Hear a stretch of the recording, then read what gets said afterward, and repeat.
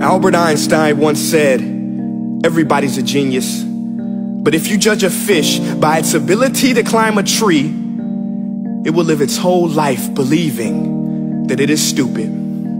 Ladies and gentlemen of the jury, today on trial we have modern day schooling. Glad you could come. Not only does he make fish climb trees, but also makes them climb down and do a 10-mile run. Tell me, school, are you proud of the things you've done?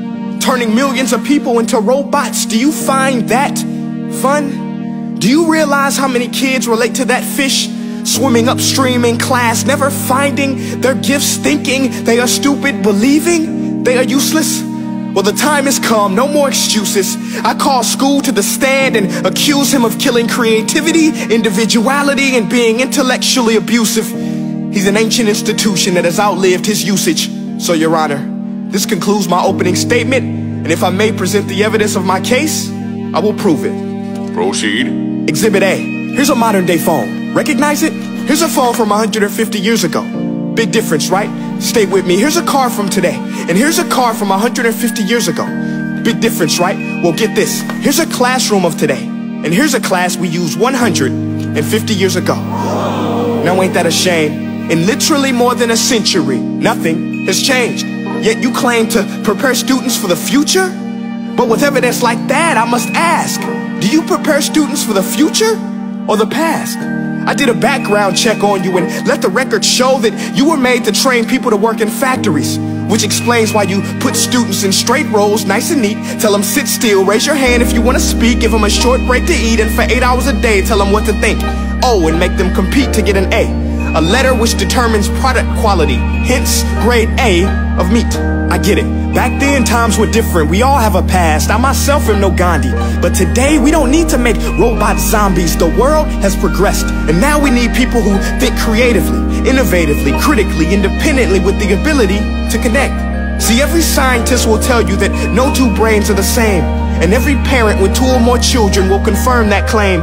So please explain why you treat students like cookie cutter frames or snapback hats, giving them this one-size-fits-all crap. Watch your language. Sorry, Your Honor, but if a doctor prescribed the exact same medicine to all of his patients, the results will be tragic. So many people will get sick, yet when it comes to school, this is exactly what happens. This educational malpractice, where one teacher stands in front of 20 kids, each one having different strengths, different needs, different gifts, different dreams, and you teach the same thing the same way? That's horrific. Ladies and gentlemen, the defendant should not be acquitted. This may be one of the worst criminal offenses ever to be committed. And let's mention the way you treat your employees. Objection. Overruled. I want to hear this. It's a shame. I mean, teachers have the most important job on the planet, yet they're underpaid? No wonder so many students are short-changed. Let's be honest, teachers should earn just as much as doctors, because a doctor can do heart surgery and save the life of a kid, but a great teacher can reach the heart of that kid and allow him to truly live. See, teachers are heroes that often get blamed, but they're not the problem. They work in a system without many options or rights. Curriculums are created by policymakers, most of which have never taught a day in their life. Just obsessed with standardized tests. They think bubbling in a multiple choice question will determine success. That's outlandish. In fact, these tests are too cruel to be used and should be abandoned, but don't take my word for it. Take Frederick J. Kelly, the man who invented standardized testing, who said, and I quote, "These tests are too cruel to be used and should be abandoned." Ladies and gentlemen of the jury, if we continue down this road, the results will be lethal. I don't have much faith in school, but I do have faith in people. And if we can customize healthcare, cars, and Facebook pages, then it is our duty to do the same for education, to upgrade it, change it, do away with school spirit, because that's useless. Unless we're working to bring the spirit out of each and every student, that should be our task. No more Common Core. Instead, let's reach the core of every heart in every class. Sure, math is important, but no more than art or dance. Let's give every gift an equal chance. I know this sounds like a dream, but countries like Finland are doing impressive things.